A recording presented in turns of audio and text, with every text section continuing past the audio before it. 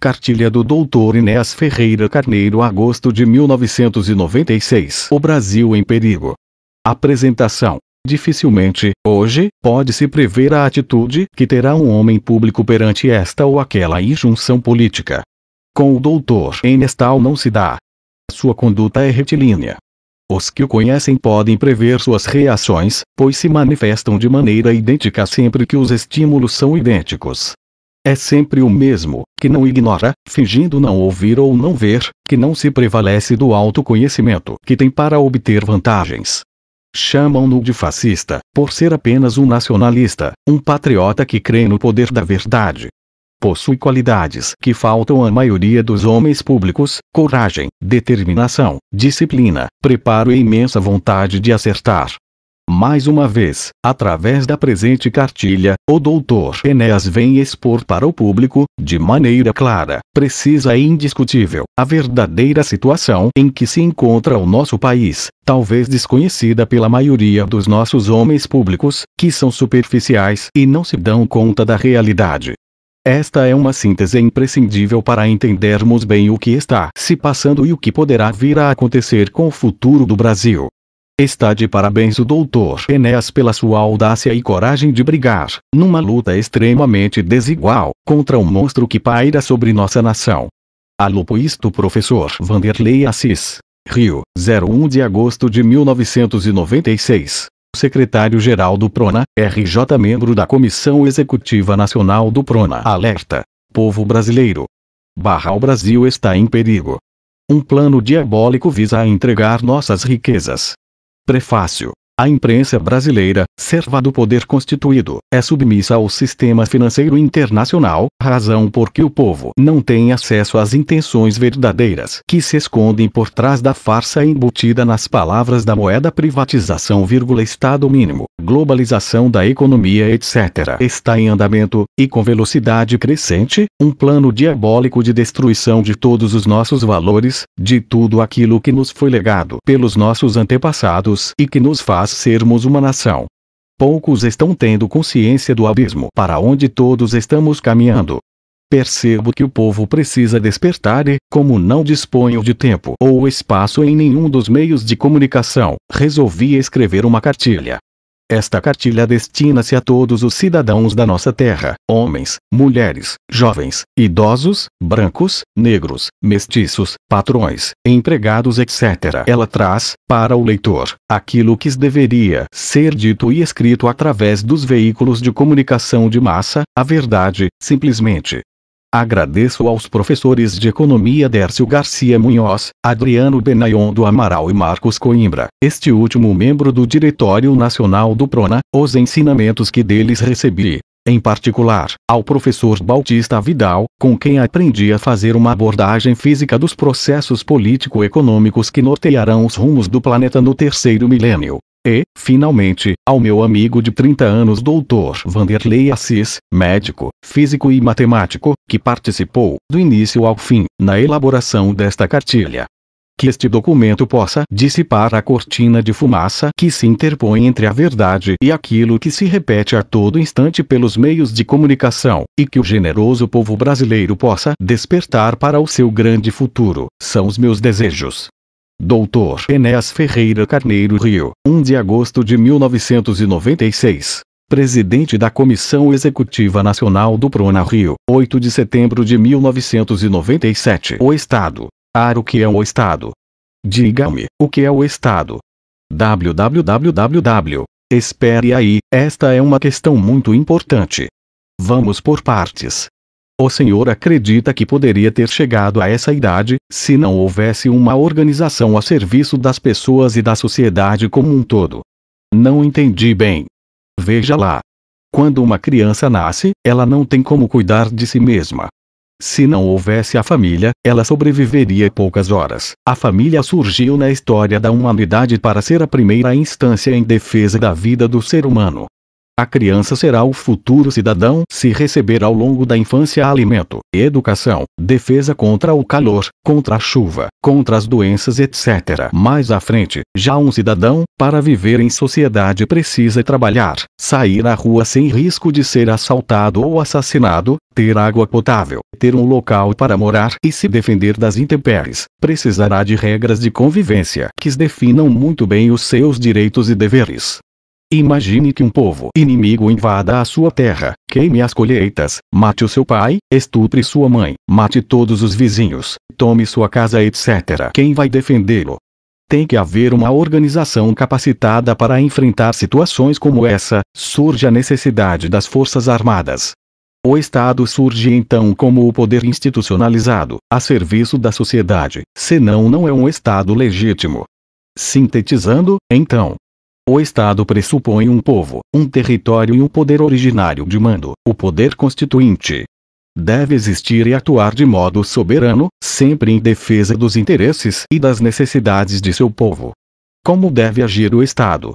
Tendo em vista suas amplas e profundas responsabilidades, o Estado deve agir, sempre que necessário, como órgão interventor, restabelecendo a ordem, a justiça, a igualdade de oportunidades e o direito ao trabalho, à moradia, à educação, à saúde, aos transportes e a sadia necessidade de criação de riquezas, intervindo, se necessário, na produção e na economia como um todo.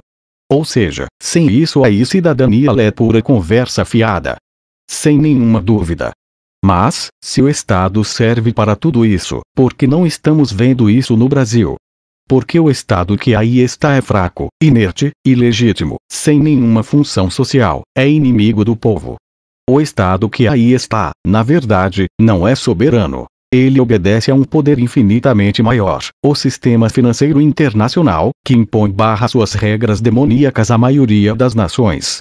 Esclarecimento. O Estado de que se está falando é o Estado-nação, Brasil, que não deve ser confundido com o Estado membro da Federação, Rio de Janeiro, São Paulo, etc. Mas, porque os governos obedecem ao sistema financeiro internacional? Porque, para chegarem a ser governo, fizeram acordos, receberam importâncias fabulosas de legítimos representantes do sistema financeiro internacional. E qual é o interesse, então, do sistema financeiro internacional?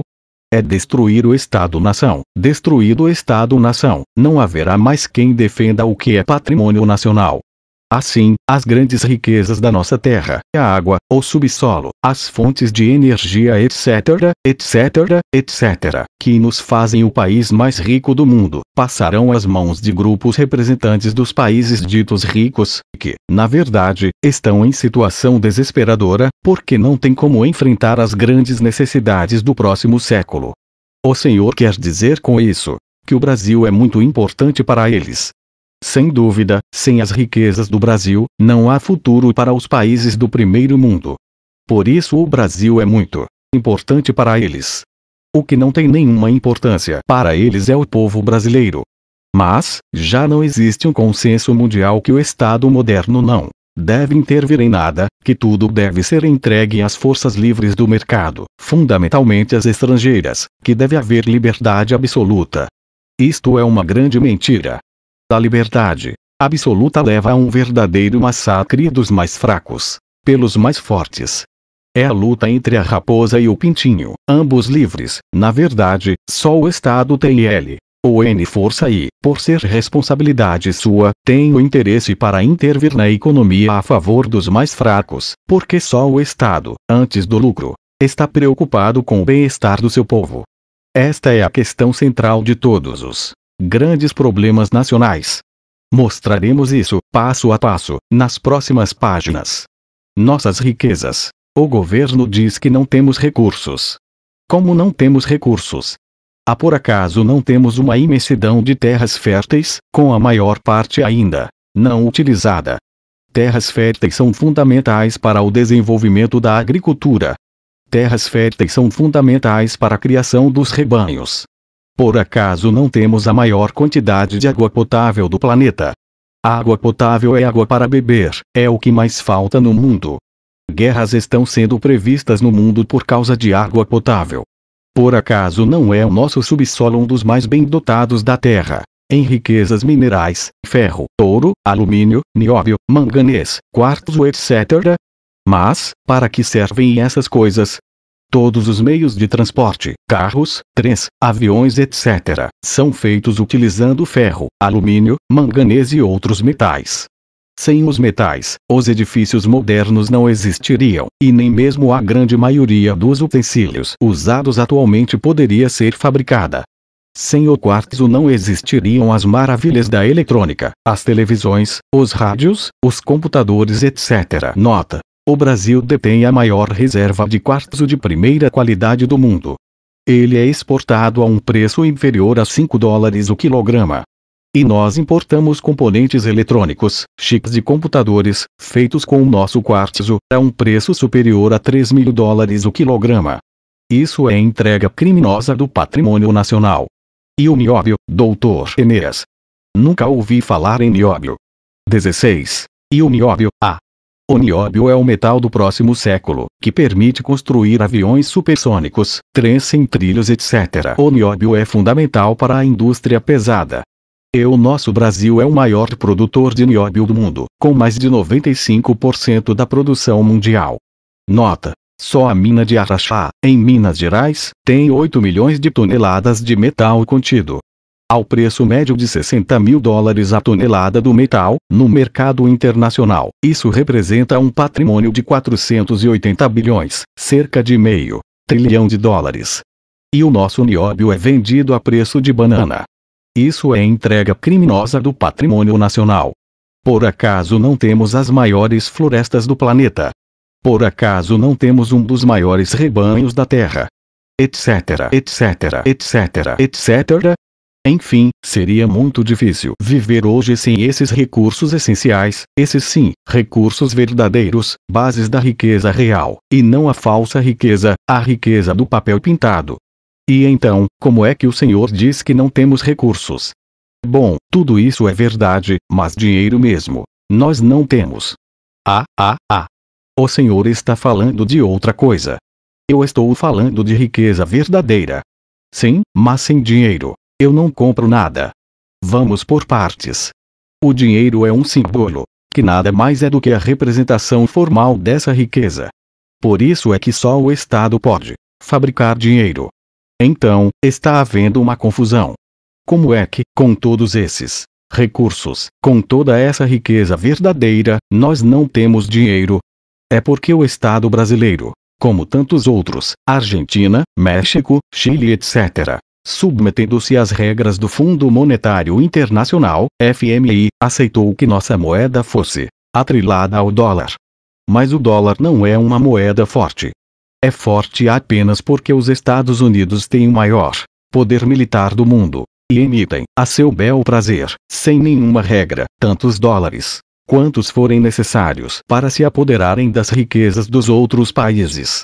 Os Estados Unidos emitem dólares em quantidade muito superior à riqueza real daquele país. Os dólares são puro papel pintado, e é com esses dólares que eles compram as riquezas do mundo. Mas antes o cruzeiro não era atrelado ao dólar. Que é isso? Sempre foi cruzeiro, cruzeiro novo, cruzado, cruzado novo, URV, real. O sistema de referência é sempre o dólar, que é a moeda mundial. Não podemos negociar com nenhum outro país a não ser com o dólar. Mas o real agora é tão forte quanto o dólar. Que é isso, cidadão? Não existe mais moeda nacional. O que existe, atualmente, no Brasil é o dólar batizado de real. Exatamente como fizeram na Argentina, batizando o dólar de austral. Afinal de contas, falando de dinheiro vivo, quanto é que o governo arrecada por ano? Falemos só da arrecadação federal. Em 1994 foram arrecadados 60 bilhões de dólares. Em 1995 foram 84 bilhões. Em 1996 foram 96 bilhões. Em 1997 serão, no mínimo, 120 bilhões. Nesse período, a arrecadação do governo federal aumentou 50% acima da inflação, receita obtida apenas com os impostos federais. Então, se não há dinheiro, É porque o governo gasta mais do que arrecada, gerando um déficit público. Isso é o que todo mundo diz, mas trata-se de uma vergonhosa distorção da verdade. O governo gasta, realmente, mais do que arrecada, mas não é com as despesas públicas, não é para manter o funcionamento da máquina estatal, não é com o pagamento de funcionários públicos, não é para manter as forças armadas, não é com a manutenção de hospitais e escolas. O que ninguém diz, porque não há interesse em dizer, é que existe uma saída gigantesca de dinheiro, de modo oficial, que é canalizado 12 todo ele para pagamento dos juros gigantescos, os maiores do mundo, com que é pago o serviço da dívida interna. Serviço da dívida interna. O que é isso? Essa história é um pouco complicada. Já há pouco mais de uma década vem crescendo assombrosamente uma dívida do Tesouro Nacional, chamada dívida interna, que consiste em dinheiro que o governo apanha de investidores nacionais para pagar suas contas, relacionadas com o funcionamento da máquina estatal. Como garantia desse dinheiro, tomado emprestado, o governo emite papéis, chamados títulos e, para atrair investidores, oferece taxas de juros exorbitantes. Veja só, em 1995 foram pagos 23 bilhões de dólares com juros da dívida interna. Em 1996 foram 16,6 bilhões de dólares, só de juros da dívida interna, mais 7 bilhões pagos como juros de parte da dívida interna que foi transformada em dívida externa. Se a receita da União em 1996 foi de 96 bilhões de dólares, e o gasto total com juros da dívida interna foi de 23,6 bilhões, pode-se afirmar que, para cada R$ arrecadados, um foi para o pagamento de juros da dívida interna. E ainda existe mais, muito mais. O governo toma emprestados, através do Banco Central, no exterior, dólares para manter, artificialmente, suas reservas, que rendem para o Brasil cerca de 5% ao ano. Mas paga aos credores juros de 15% ao ano. Essa diferença absurda de juros, em torno de 10%, sobre 60 bilhões de dólares, vai representar uma perda de 6 bilhões de dólares. E, pior ainda, existe uma dívida em moeda estrangeira, que não é registrada, que não é mencionada, que não é calculada pelo governo, dinheiro para especulação pura, sob o título de portfólio, para aplicação em papéis. Em 1996, entraram 100 bilhões e saíram 65 bilhões. O saldo foi de 35 bilhões, mas, quanto os capitalistas ganharam, de fato, foram os ganhos sobre 100 bilhões, e os ganhos sobre os ganhos, tudo em reais, com as nossas taxas internas, que foram, em 1996, de cerca de 20% ao ano. Foram bilhões de dólares registrados em lugar nenhum. Agora veja, a verba federal destinada à saúde, em todo o Brasil, em 1996, foi de 14 bilhões de reais para o ano inteiro, enquanto só de juros, dívida interna e externa, foram pagos, no mínimo, cerca de 30 bilhões de reais. Pagamos de juros, em um ano, o dobro de tudo aquilo que se gasta com todo o Sistema Unificado de Saúde, SUS, no mesmo período. Assim não dá para aguentar. 26. E a corrupção. O senhor não falou nela. Ela é criminosa, dolosa. Existe em todos os níveis, mas não é o problema principal. Os meios de comunicação, principalmente a televisão, convencem a população que esse é o mal maior. Mas não dizem que a perda oficial, mantendo as taxas de juros, como sempre tem feito, em níveis elevadíssimos, provoca uma sangria gigantesca dos recursos, que faz com que os corruptos sejam verdadeiros ladrões de galinha. Então o problema é só o pagamento das altas taxas de juros? Não, cidadão. Esse é um problema fundamental, sem dúvida, que desvia dezenas de bilhões de dólares por ano. As privatizações implicam desvios de centenas de bilhões de dólares. E há muito mais, tudo oficializado. Só o patrimônio da Vale do Rio Doce é, no mínimo de 1,50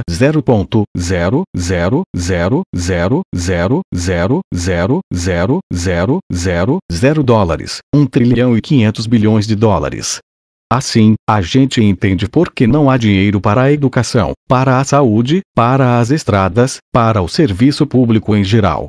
Não há dinheiro para nada que seja relacionado com a vida do povo brasileiro, ou seja, para eles, tudo. Para o povo brasileiro, nada. Então, não há saída. Claro que há. O essencial é voltar à realidade. E ter coragem para enfrentar a armadilha que nos foi imposta pelos donos do mundo, que comandam o sistema financeiro internacional. Só há uma saída. É a ruptura com o sistema financeiro internacional. O plano diabólico. Injetamos nossas bombas. Eles enfraquecem e serão nossos escravos. Desordem, desconfiança, ódio, desemprego, drogas, perda da autoestima, aspirador, água, floresta, metais, petróleo, gás, biodiversidade, transportador aos donos do mundo. Se os donos do mundo precisam tanto das nossas riquezas, por que não declaram logo guerra ao Brasil e tomam conta de tudo? Porque isso seria condenável à luz do direito internacional. É muito mais fácil, atualmente, subjugar uma nação através de um projeto de dominação econômica, disfarçado de ajuda para entrar no primeiro mundo. Quando é que isso vai começar a ser feito? Não, isso já vem sendo feito há muito tempo e com velocidade muito maior nos últimos 10 anos, graças à atitude servil dos governantes. Qual é a estratégia utilizada, afinal? É a destruição do Estado-nação, em 10 passos. Primeiro, provoca-se o descrédito de tudo que é nacional junto à população. Faz-se com que tudo funcione mal, até mesmo por falta de investimentos ou entregando ao inimigo o poder de investir. Vão se deteriorando as comunicações, o transporte, o fornecimento de energia elétrica, e usam-se todos os artifícios possíveis para dar a impressão que o único caminho é a privatização. Começa, aí, o processo de deterioração do Estado. Justificam a redução drástica das verbas para os serviços públicos, dizendo que não há recursos. A imprensa repete todos os dias que não há recursos. Todo mundo repete que não há recursos. Mas, já demonstramos que há recursos de sobra, que são desviados criminosamente, porém de modo oficial, para pagar juros da dívida interna. Segundo, reduzem-se progressivamente os salários dos médicos, dos professores e da maioria dos profissionais, funcionários públicos, que trabalham diretamente com o povo, criando, neles, uma falta de entusiasmo com seu trabalho. Com isso, cai fragorosamente a qualidade dos serviços prestados à população, deteriorando-se os serviços básicos de educação e saúde, que são fundamentais para a existência de qualquer nação. Terceiro, provoca-se a perda da autoestima. Os meios de comunicação só divulgam o que não presta, exemplos de corrupção de funcionários públicos, negociatas, golpes contra o Estado, etc. Institucionaliza-se o deboche, o desrespeito à pessoa humana, aos mais velhos, à família, à igreja, aos princípios cristãos. Cultiva-se uma verdadeira inversão de todos os valores que a humanidade levou milênios para construir. Destrói-se tudo e faz-se isso sob a fachada de modernismo. Quarto, promove-se uma propaganda gigantesca a favor da desmoralização das Forças Armadas, que são o braço armado do povo. Em vez de serem fortalecidas, são deixadas à míngua, sem recursos materiais, os militares com baixíssimos salários, isso tudo visando ao seu aniquilamento total. Quinto, promove-se um verdadeiro genocídio, de forma explícita, matando de fome e em doenças decorrentes da desnutrição milhões de pessoas, e colocando outros tantos abaixo da linha de pobreza, fazendo crescer, assustadoramente, a legião de desempregados, de pessoas nas ruas, com verdadeiras hordas, cada vez maiores, de meninos de rua. Atualmente no Brasil morrem, de fome, 1.600 crianças por dia. Sexto, pratica-se um controle de natalidade desumano, esterilizando moças pobres em pleno período de atividade reprodutiva, diminuindo, com isso, o número de brasileiros que poderiam lutar pela sua pátria, com a desculpa esfarrapada de que assim diminuirá o número de meninos de rua. Sétimo, destrói-se, pouco a pouco, a noção de patriotismo. Desmoraliza-se o hino nacional, a bandeira nacional e tudo aquilo que pode representar um sentimento de amor à pátria. Os meios de comunicação propositadamente vão jogando na lama a língua pátria. Como a língua é o maior patrimônio de um povo, desrespeitá-la é desrespeitar a própria nacionalidade. Oitavo, Infiltram-se, no cenário político e nos meios de comunicação, personagens em defesa da discriminação das drogas, proporcionando, com isso, na juventude, uma falsa ideia de normalidade quanto ao seu uso. A maconha produz dependência química. Lançam-se os cidadãos um contra o outro, classe contra classe, patrão contra empregado. Cria-se assim um descontentamento geral, fazendo crescer a desconfiança e o ódio entre as pessoas, desaparecendo com isso a harmonia da vida social. 10º. Desvalorizam-se, passo a passo, todas as formas de trabalho produtivo. Estimulam-se todos os tipos de especulação, levando progressivamente a nação à ruína. É o culto do bezerro de ouro. Conclusão. Com a nação esfacelada, ninguém mais acreditando no trabalho, no governo, na família, na igreja, em coisa alguma, destruídas a noção de patriotismo e a autoestima, finalmente, com o povo todo convencido de que o Estado não serve para nada, que está falido, que não deve se meter em coisa alguma, que deve ser o menor possível, está justificado, a partir daí, o festival de privatizações, de entrega do patrimônio nacional. 40. E todo formidável patrimônio público, construído após décadas de sofrimento, vai se transferindo para uma minoria privilegiada de representantes legítimos do sistema financeiro internacional, os donos do mundo. É o fim da pátria, porque não existe pátria sem patrimônio. Todo o dinheiro até hoje arrecadado das privatizações já feitas, Excelsa, Uzi Minas, Companhia Siderúrgica Nacional, Light etc., etc., etc., etc., foi usado para pagar juros, e, com a privatização da Vale do Rio Doce, o dinheiro que constou oficialmente como pagamento para a aquisição do controle não seria suficiente para pagar sequer dois meses de juros, somente juros. É um verdadeiro assalto à nação, feito às claras, e com a imprensa toda batendo palmas. E então, não há saída. Claro que há saída. É só o Estado assumir o seu verdadeiro papel, assumir a sua responsabilidade através de um governo forte, nacionalista, interventor, voltado para os interesses de todo o povo brasileiro. E ter coragem para romper definitivamente com o sistema financeiro internacional. A farsa do real. Que notícia! Não temos mais inflação. Outra grande piada. Seria bom se fosse verdade, doutor Enéas. Como é que eles estão conseguindo manter a inflação em níveis tão baixos? A inflação é um processo em que os preços vão aumentando progressivamente em função de diversos fatores. No Brasil, como 2/3 da população vivem numa economia de subsistência, é completamente falsa a tese de que a inflação brasileira é uma inflação de demanda, de consumo. A inflação brasileira é uma inflação de custos. Como, no custo final de um produto, estão sempre embutidos os impostos e as taxas de juros, é teoricamente impossível acabar com a inflação mantendo-se tão elevados os impostos e tão gigantescas as taxas de juros. Qual foi então o milagre do Plano Real? Que projeto maquiavélico, diabólico, foi esse que, sem mexer nas verdadeiras razões da inflação, taxas de juros e impostos elevadíssimos, está conseguindo mantê-la em níveis próximos de 1% ao mês? O governo, num passe de mágica, fez o real valer mais que o dólar. Diminuiu as tarifas de importação. Com o dólar barato e tarifas baixas, inundou-se o mercado com produtos importados, com verdadeiras quinquilharias. A indústria nacional foi obrigada a manter os preços baixos, para poder concorrer com os preços dos produtos importados. Se os custos das empresas tivessem sido repassados para os produtos, elas perderiam um mercado cheio de importados.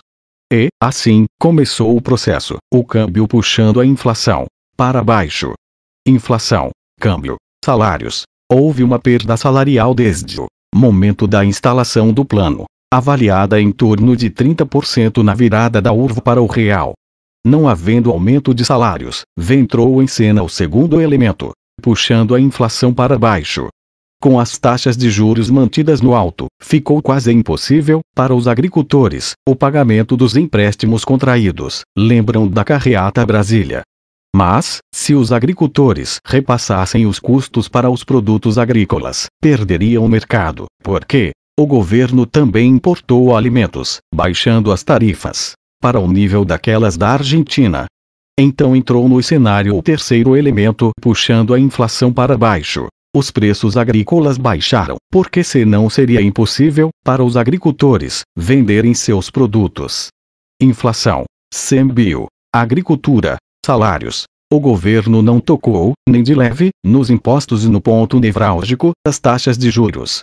Taxas de juros, impostos, inflação, câmbio, a agricultura, salários. A questão crucial da inflação brasileira, escondida pela imprensa, é a alta taxa de juros com que se pagam os títulos da dívida mobiliária. Por exemplo, em 1996 pagou-se, de juros, a cifra espantosa de 23,6 bilhões de dólares. São cerca de 2,0 bilhões de dólares por mês. 66 milhões de dólares por dia. 2,7 milhões de dólares por hora. Estes números são astronômicos. Se o senhor ganha R$300,00 por mês, bem mais que um salário mínimo, o senhor precisaria trabalhar apenas 750 anos, quase 1000 anos, para ganhar o que o Brasil paga em uma hora, de juros, somente juros. Aí vem o governo e diz que tem que privatizar as estatais para diminuir a dívida interna. Acontece que já se venderam inúmeras estatais, incluindo-se 2 gigantes, a Companhia Siderúrgica Nacional e a Uzi Minas, e a dívida interna vem crescendo. A dívida interna era em 1994, cerca de 50 bilhões de dólares. Agora, é em 1997, cerca de 180 bilhões de dólares. Dos quais, 60 bilhões foram transformados em dívida junto a bancos estrangeiros, passando a constituir uma parte da dívida externa. Do que adiantou vender as estatais? Venderam a Excelsa, do Espírito Santo, por 250 milhões de dólares, que serviram para pagar 3 a 4 dias de juros, vejam bem, só juros. Venderam também a Vale do Rio Doce, detentora de um patrimônio incalculável, dona do subsolo mais rico do planeta. Venderam o seu controle por 3,338 bilhões de dólares, o que não deu para pagar 2 meses de juros. Na realidade, os 3,338 bilhões de dólares nem chegaram a entrar, estão vendendo, entregando, dando de mão beijada toda a riqueza que é de nossos filhos, de nossos netos. E a dívida só vai aumentando. Hoje ultrapassa 180 bilhões de dólares. O plano diabólico conseguiu também quebrar os bancos estaduais. E lá vão o Banerj, o Banespa e outros, que não conseguem pagar os juros, sempre os juros. Querem privatizar até a Previdência, dizendo que ela dá prejuízo. Mas isso também é mentira. Nos últimos 10 anos, a Previdência só deu prejuízo 2 vezes, em 1984 e 1988. Marina é uma estrutura altamente lucrativa, e por isso eles querem privatizá-la. É apenas mais um lugar para onde o povo quer estender mais um de seus tentáculos. Vendem a Petrobras, CSN, Uzi Minas, Previdência Correios, Vale do Rio Doce, Excelsa, bancos estaduais. Eles dizem que as taxas de juros têm que ser mantidas altas para atrair capitais, porque existe um déficit público. Mas não dizem que só existe déficit público por causa do pagamento das altas taxas de juros. É o cachorro correndo atrás do seu próprio rabo. Baixando-se as taxas de juros, baixando-se o serviço da dívida, não há déficit. Mas isso a imprensa não comenta. Até quando a agricultura vai aguentar? Até onde as diversas classes trabalhadoras vão suportar as perdas salariais? Até que nível vão fazer descer a atividade industrial? Quantos milhões a mais de pessoas estarão desempregadas? Já são mais de 10 milhões. E o senhor, comerciante, até quando vai aguentar? O senhor, que ganha um salário mínimo, que ganhou sempre apenas para comer, comendo mal, o senhor é capaz até de jurar que está tudo bem. Porque o seu dinheiro, que se volatilizava antes do plano, aparentemente agora rende na sua mão. Isso é verdade. Mas o que o senhor não sabe, porque eles não deixam o senhor saber, é que a situação atual está sendo artificialmente mantida. Mais à frente, o plano vai estourar, com certeza. Taxas de juros e impostos. Bom? Salário. OG. Agricultura, câmbio. Não dá para precisar em que momento isso vai ocorrer. Eles já quebraram a agricultura. criaram uma inadimplência monstruosa, levando a um nível absurdo os títulos protestados, as concordatas e as falências. Não por culpa dos devedores, mas pela impossibilidade absoluta de quem trabalha, de quem produz, concorrer com a agiotagem institucionalizada pelo governo e aplaudida pela imprensa. Tas. No plano é destruidor, cínico é desumano. Destruidor, porque está deteriorando toda a atividade produtiva do país. Cínico, porque se apresenta como a salvação, quando na verdade está levando o nosso povo para o abismo. Desumano, porque, à semelhança do que estão fazendo com a Argentina, com o México e toda a América Latina, faz crescer, em todos os cidadãos, a falta de confiança no trabalho, no governo, nas pessoas e no futuro da nação. Esta é a verdade sobre o plano real. O futuro.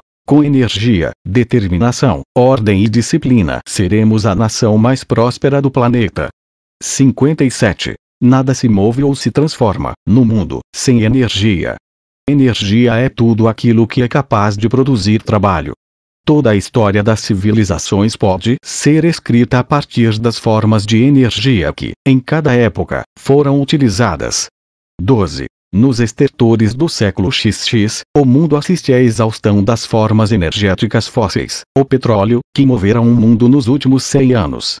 À chegada do terceiro milênio, o homem volta-se para o mundo em busca de uma forma de energia limpa e renovável, que possa ser utilizada em grande escala para dar continuidade à nossa civilização.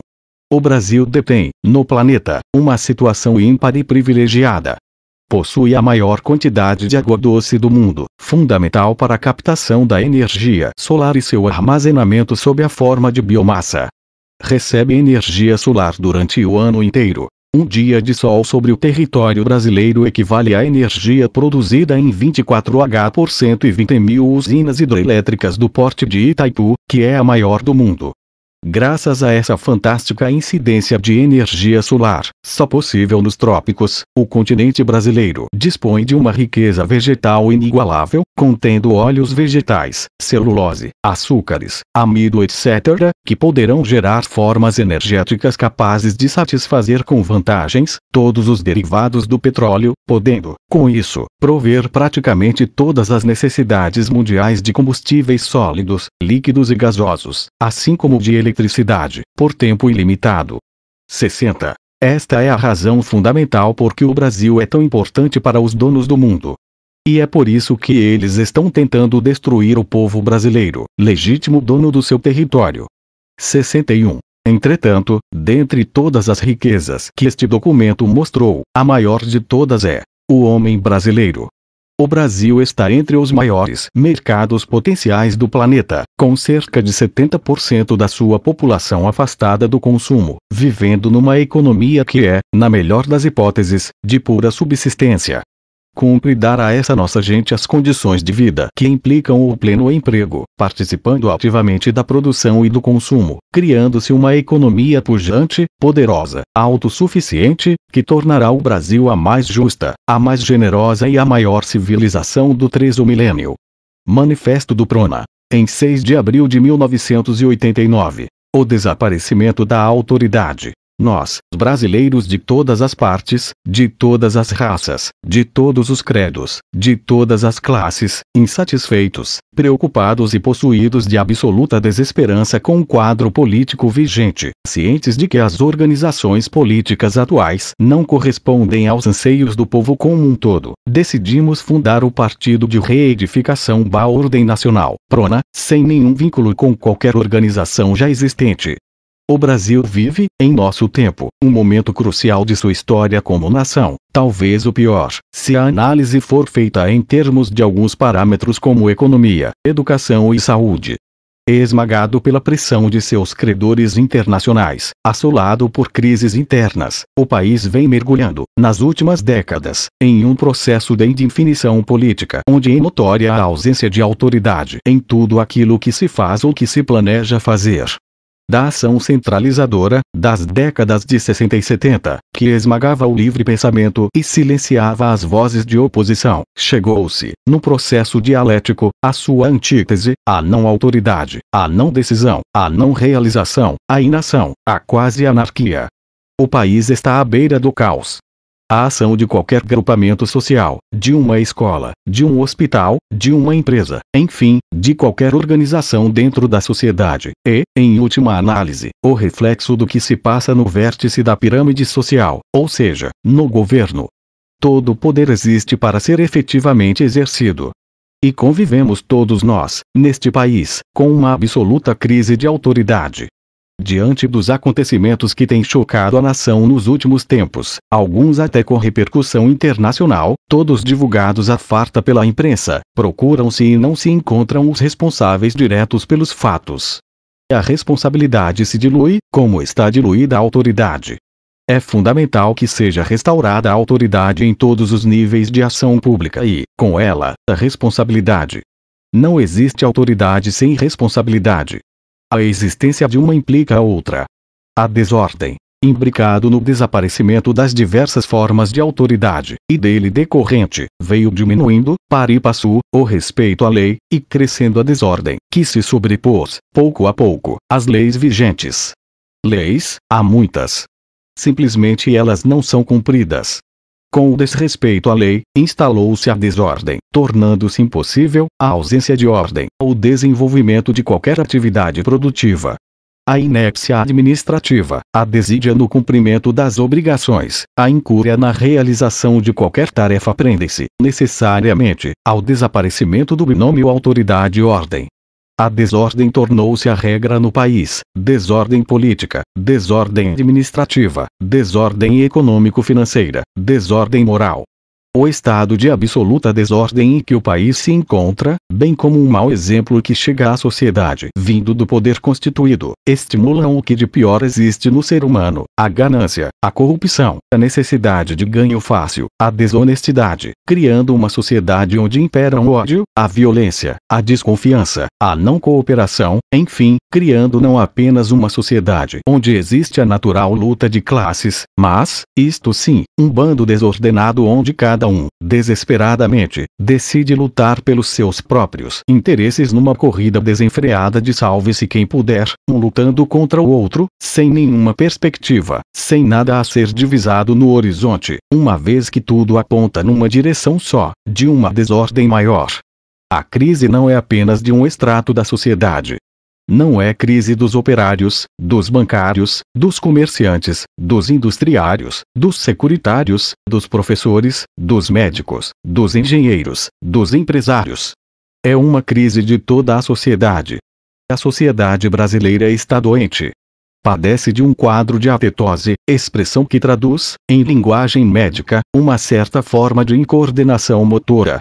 Os diversos segmentos da sociedade, desarticulados, debatem-se, em paroxismos espasmódicos, cada um tentando sobreviver ao verdadeiro estado de choque em que se encontra a nação. Do jeito em que estamos, como um navio sem rumo, soprado pelos ventos do neoliberalismo econômico, cada um entregue à sua própria sorte, não chegaremos a lugar nenhum, a não ser que a sociedade, como um todo, se una em torno de uma ideia central, para que possamos emergir do fundo do oceano de inópia cultural, em que todos nós estamos mergulhados, para uma situação de ordem, com justiça social, ordem que não será eterna, porém é que, ao concluir o seu ciclo, nos deixará em um patamar mais elevado da condição humana. Mensagem à nação brasileira por Enes Carneiro. A nação brasileira está sendo dessangrada. Escolas caindo aos pedaços. Hospitais apodrecendo. Nosso povo morrendo de fome. Um grande esforço deve ser feito, neste momento, em prol da unidade e da salvação nacional. É hora de unir, não de desunir. Vamos nos unir, todos nós, cidadãos comuns da nossa terra, que estivemos até agora observando a história. Vamos, nós mesmos, fazer a nossa história. Vamos unir, portanto, rua com rua, bairro com bairro, cidade com cidade, estado com estado, todos falando a mesma língua, a língua de uma grande nação, próspera e rica, que será a maior nação do mundo no século XXI. É preciso mudar toda a concepção política atual, a fim de que se possa revigorar, fortalecer, engrandecer e salvar nossa pátria.